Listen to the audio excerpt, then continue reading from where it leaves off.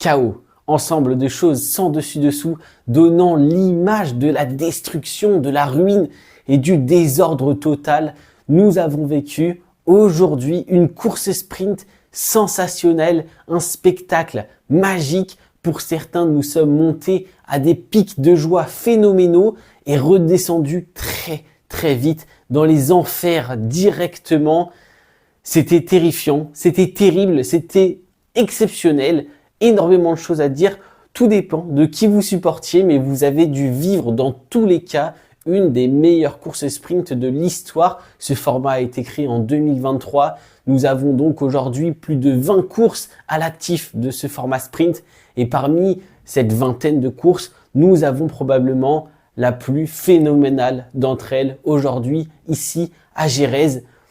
Un spectacle que je ne peux décrire. Je n'ai que 10 minutes pour en parler. Ce n'est pas assez, c'est très peu pour décrire ces 20 minutes de course terrifiantes, vraiment terrifiantes.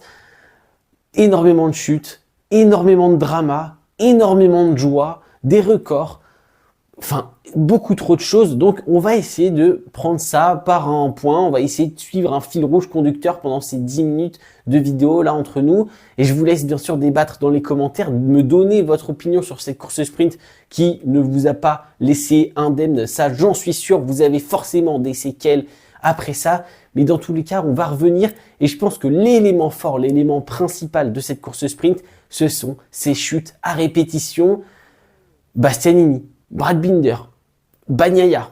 On a des pilotes du top 5 au championnat du monde. Maverick Viñales, ils sont tous partis à la faute. Alors pour des raisons différentes, il y a eu des contacts, il y a eu des fautes tout seul, il y en a eu des multiples accidents, des incidents liés, pas liés, énormément de choses. Et on a eu aussi Marc Marquez, Johann Zarco. On a eu des chutes où les pilotes sont tout de même revenus en piste, mais on compte plus de 10 chutes sur une seule course sprint. Je le rappelle, c'est pas une course principale, c'est pas une course sous la pluie avec un flag to flag, avec la pluie qui tombe d'un coup avec les pneus slick. Non, on était sur une piste avec des conditions, ça a beaucoup joué, vous allez le voir, mais sèches en général, avec des pneus slick, avec des pilotes tous aussi près les uns que les autres. Donc pas de surprise normalement, mais c'était le chaos. Alors comme je l'ai dit, si vous n'avez pas vu la course, eh bien je vous invite à aller la voir parce que c'est peut-être une des courses les plus exceptionnelles de la vie en général, voilà, tout sport mécanique confondu. Enfin, incroyable. On parle des 20-25 meilleurs pilotes du monde actuellement en MotoGP et parmi ces 25 pilotes, plus de 10 sont partis à la faute pendant une course de 20 minutes et on peut expliquer ça par plusieurs choses. Alors premièrement, je ne suis pas pilote MotoGP, ce que je vais dire, les pilotes le savaient, ils l'ont vu, mais ça n'a pas empêché tout de même les pilotes de se faire piéger. Donc je rappelle, je remets dans le contexte pour ceux qui n'étaient pas totalement au courant. Le matin, on a eu une séance de practice numéro 2, enfin de free practice numéro 2 qui s'est déroulée sous la pluie, en tout cas avec un sol complètement trempé. Et nous avons eu les qualifications sur une piste séchante et la fin de la Q2 par exemple, la piste était vraiment séchante, plus sèche que humide. Enfin, on était dans des conditions très séchantes si vous voulez. Et donc jusqu'à la course sprint, la piste a séché petit à petit, ce qui nous a mené à des conditions quasi parfaites pour la course sprint.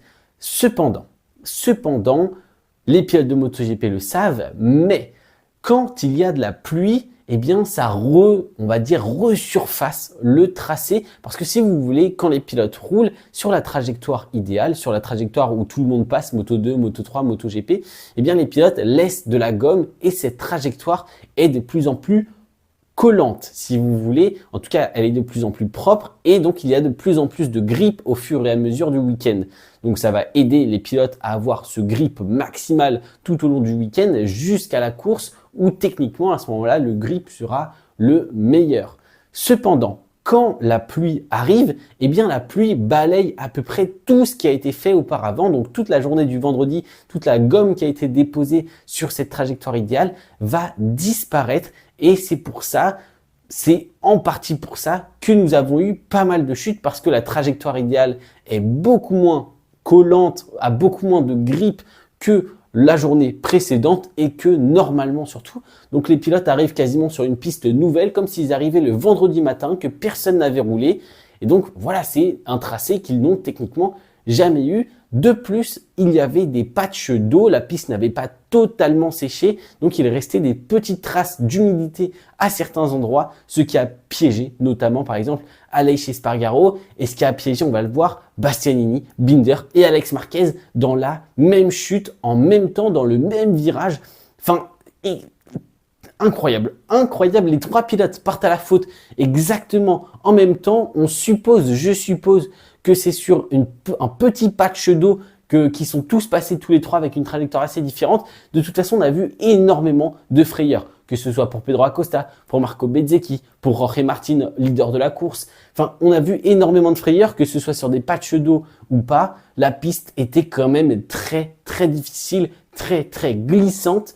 Et les pilotes ont eu des belles frayeurs, ont eu des chutes comme Marc Marquez qui tombe dans le stadium. Enfin, on a eu des chutes à peu près partout sur ce circuit, comme Johann Zarco qui malheureusement, mais alors là j'avais le cœur brisé, dans le dernier virage, vient perdre l'arrière dans ce virage Jorge Lorenzo. Enfin, on a eu des chutes absolument partout, de toutes les manières, dans toutes les conditions. Et c'est l'explication que je voulais donner, c'est en grande partie à cause de ça. Les chutes, la piste, la pluie, tout ça c'est lié, mais il y a aussi le fait que les pilotes ont énormément poussé. En tout cas, vous l'avez vu, ce top 7, top 8, top 9 est parti dès le début super loin, super vite.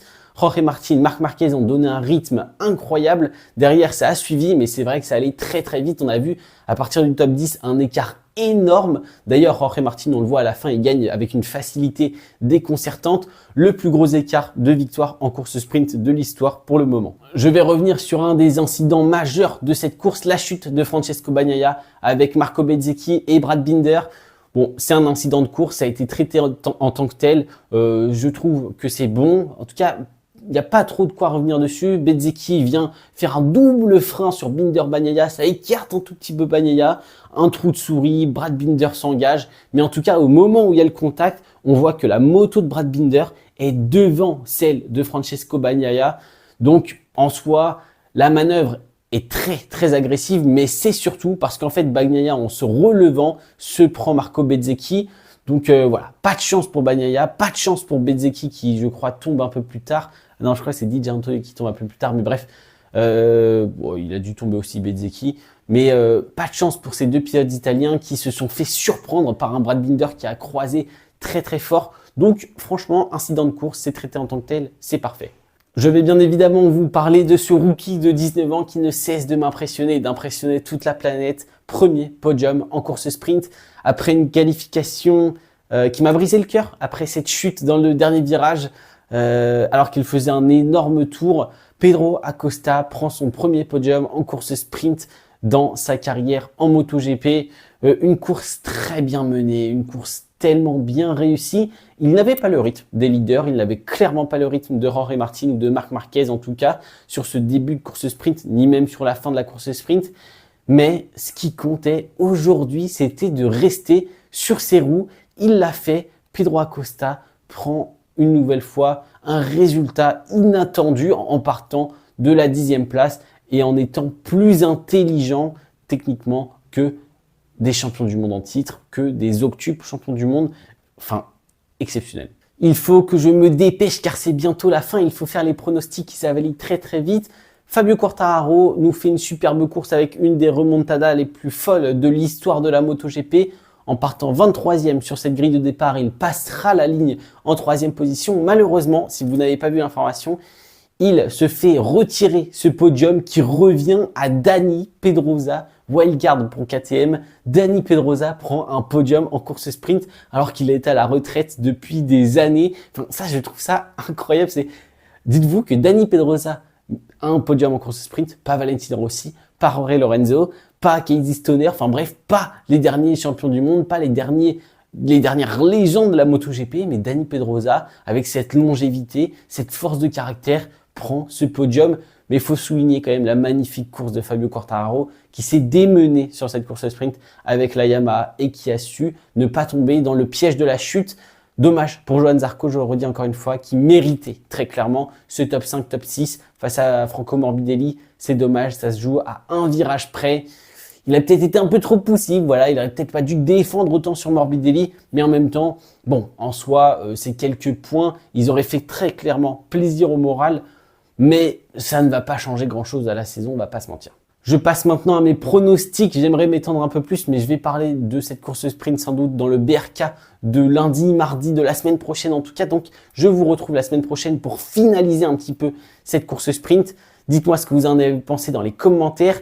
Mais pour mon pronostic en MotoGP, je parie sur une victoire de Marc Marquez qui se relève, qui a appris de ses erreurs. Le Texas, cette course sprint, il a mené deux fois il part à la faute en menant une course. Cette fois-ci, c'est la bonne victoire de Marc Marquez avec Ducati Gresini. C'est bon, c'est acté. En deuxième position, je mets Jorge Martin. Voilà, je le tente un peu. Et en troisième position, j'hésite entre Francesco Bagnaia et Enea Bastianini. Pour la rage de vaincre, pour le talent du champion du monde en titre, je mettrai plus une option sur Francesco Bagnaia, mais Bastianini, gardez-le en tête car il avait l'air quand même plutôt rapide aujourd'hui. Donc voilà, pour mes pronostics, bon, je pense que Pedro Acosta va finir sur le podium vu qu'il finit sur absolument tous les podiums dernièrement, mais je le mets pas, je ne sais pas, il n'avait pas l'air trop dans le rythme aujourd'hui, mais bon, il nous a encore montré que tout était possible avec lui. En Moto 2, parier sur Fermin Aldeguer, en Moto 3 sur David Alonso. Merci d'avoir regardé cette vidéo. On se retrouve la semaine prochaine très vite pour débriefer ce week-end qui a été fantastique. Je n'ai même pas vu la course de demain. Les courses de demain, ça va être important. Mais je sais déjà que je me suis régalé avec cette course sprint. Ça m'a très clairement suffi. Allez, salut.